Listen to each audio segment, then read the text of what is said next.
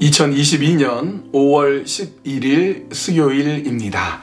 하나님의 말씀 붙들고 기도하시면서 오늘도 힘차게 전진하셨으면 좋겠습니다. 오늘도 말씀 가운데 함께 나아갈 때 우리가 함께 묵상하실 말씀은 야고보서 말씀, 야고보서 1장 9절에서 11절까지의 말씀입니다. 야고보서 1장 9절에서 11절. 낮은 형제는 자기의 높음을 자랑하고 부한 자는 자기의 낮아짐을 자랑할지니 이는 그가 풀의 꽃과 같이 지나감이라. 해가 돋고 뜨거운 바람이 불어 풀을 말리면 꽃이 떨어져 그 모양의 아름다움이 없어지나니 부한 자도 그 행하는 일에 이와 같이 쇠잔하리라. 야고보서 말씀은 우리에게 여러 가지 시험을 만나거든 그것을 기쁘게 여기고 그리고 인내를 온전히 이루어서 온전한 사람이 되어야 함을 말씀해 주셨습니다. 여러 가지 시험 중에 어떤 시험이 여러분은 가장 괴로우십니까? 우리에게 어떤 시험이 있을까요? 가난한 시험이 있을 수 있어요. 가난할 때, 경제적으로 곤궁하고 힘들 때. 여러분은 어떻습니까? 여러분은 부유하십니까? 부자이십니까? 아니면 가난하십니까? 여러분 가운데서는 나는 너무 부자다, 헤아릴 수 없는 엄청난 재산을 가지고 있다 라고 하는 분은 아마 거의 없을 것입니다. 가난하거나 혹은 과거에 가난했던 적이 있거나 혹은 현재도 가난함 가운데 있기도 할 것입니다. 여러분 가난할 때 어떻게 해야 될까요? 가난하고 어렵고 낮아지고 힘들 때 그런 시험이 우리에게 있을 때 어떻게 해야 되는지 성경은 우리에게 그 해답을 말씀해 주고 있습니다. 본문 9절에서 10절 말씀입니다. 낮은 형제는 자기의 높음을 자랑하고 부한 자는 자기의 낮아짐을 자랑할지니 이는 그가 풀의 꽃과 같이 지나감이라. 낮은 형제, 그러니까 가난하고 가진 것 없고 낮아져 있는 사람을 말합니다. 그 사람은 어떻게 하라고요? 높음을 자랑하래요.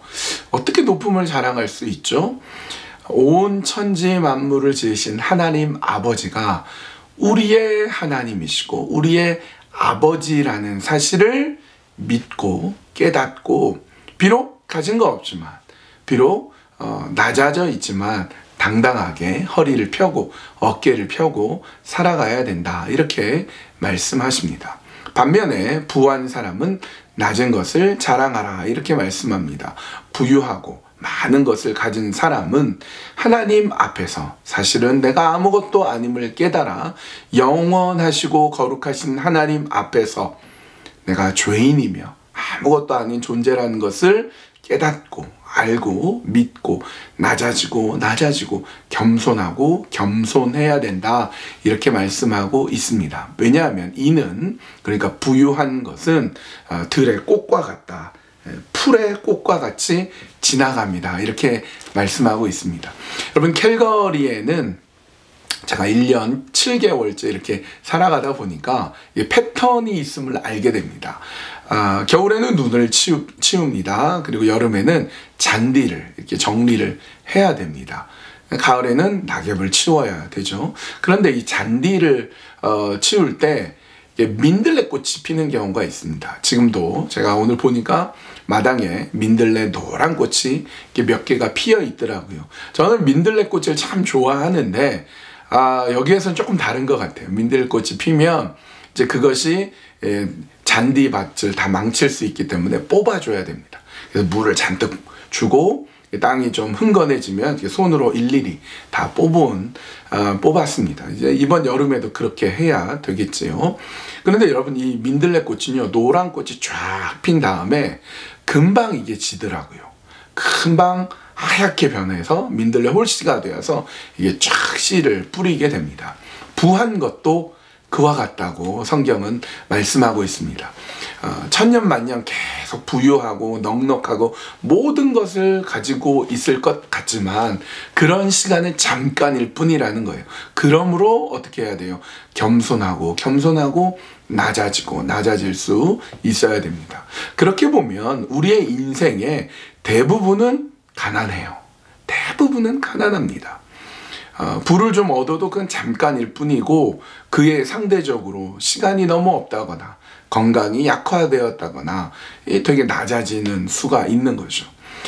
대부분은 또 가난할 수밖에 없죠. 우리가 원하는 대로 내가 갖고 싶은 대로 하고 싶은 대로 다 갖고 다 누리는 때는 그렇게 많지 않은 겁니다. 그러므로 나의 가난하고 내가 가난할 때, 내가 약할 때, 내가 낮아졌을 때 하나님 바라보는 거죠. 하나님께서 우리의 아버지가 되시며 천지 만물을 지으신 하나님의 모든 부유하심을 우리에게 주셨음을 믿고 오늘도 당당하게 나아갑니다. 그렇게 할 수 있는 이유가 있어요. 고린도 후서 8장 9절에 이렇게 되어 있습니다. 우리 주 예수 그리스도의 은혜를 너희가 알거니와 부유하신 이로써 너희를 위하여 가난하게 되심은 그의 가난함으로 말미암아 너희를 부유하게 하려 하심이니라. 여러분, 예수님은 온 땅의 주인이시죠. 온 만물을 하나님과 더불어 창조하신 창조주이시며 우리의 하나님이시고 온 우주 만물이 우리 예수님 것인데 예수님은 말구유에 있었습니다. 말의 밥통에 누워 있어야 되었고요. 예수님 공생의 내내 인자는 머리 둘 곳이 없다. 집 한 칸 없으신 그런 주님이셨습니다. 그렇게 가난하여지시고 낮아지심으로 인하여서 우리를 부유하게 만드셨습니다. 우리로 하여금 넉넉하게 만드시고 우리로 하여금 세상을 향해서 아무것도 가진 것 없는데 당당하게 나아갈 수 있게 만들어 주셨습니다. 그 예수님 붙들고 살아가는 것, 그 예수님 붙들고 믿음에 있어서 부유해지는 것, 그런 멋진 삶을 살아가셨으면 합니다. 우리 함께 기도할 때에 내가 가난할 때, 내 가난함 속에서도 하나님 나라의 상속자이심을 우리가 믿고 예수 그리스도의 낮아지시고 가난해지심으로 인하여서 나에게 넉넉함을 허락해 준 그 하나님께 감사하면서 당당하게 하나님 이 땅을 살아갈 수 있도록 하나님 역사하여 주시옵소서. 그렇게 기도하셨으면 좋겠고요. 오늘부터 우리 선교사님들을 위해서 기도하는 시간을 갖겠습니다. 우리 각 공동체가 우리 기도하고 섬기는 12분의 선교사님들이 있는데 오늘은 베드로 공동체가 섬기는 우리 양승천 선교사님입니다. 제가 찾아보니까요, 이 선교사님은 이집트의 카이로에 살고 있습니다. 여러분, 이집트 성경에도 나오는 아주 유서 깊은 나라가 아닙니까? 그런데 그 안에 경제적인 상황들 매우 어렵고 정치적인 상황들도 굉장히 어려운 가운데 있습니다. 우리 양승천 선교사님 위해서 베드로 공동체뿐만 아니라 우리 성도님들이 지금 우리 두 손을 모아 주십시오. 그 나라의 정치적인 상황들, 또 경제적인 어려움들, 또 특별히 종교가 여러 개가 섞여져 있는데 하나님 그 가운데 선교사님을 보호하여 주시고 선교사님을 통하여서 하나님 나라가 확장되게 하여 주시고 그 이집트를 주께서 붙잡아 주시옵소서. 그렇게 함께 기도하시겠습니다.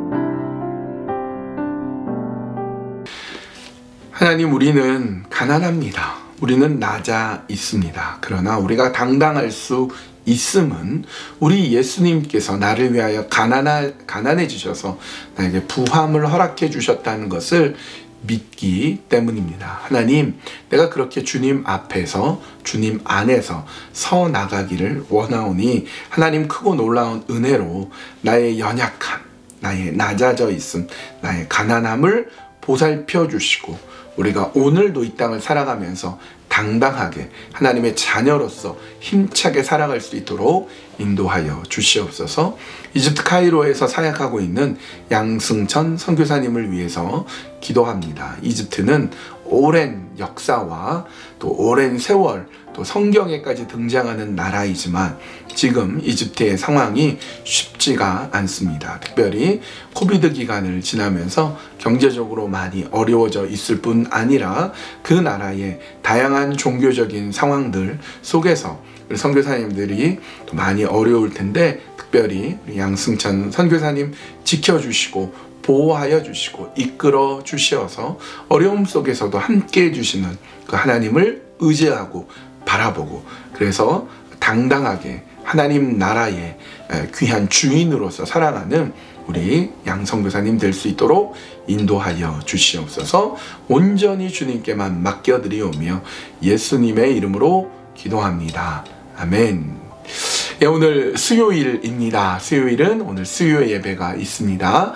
우리 교회에 나와서 예배 함께 드리고 함께 기도하고 특별히 우리 제자들에 대해서 함께 나누고 있는데요. 이 말씀을 통하여서 우리 길을 찾아가는 귀한 시간이 되셨으면 좋겠습니다. 오늘 하루도 주님 말씀 붙들고 하나님이 인도하시는 그 길로 우리 함께 나아갑시다.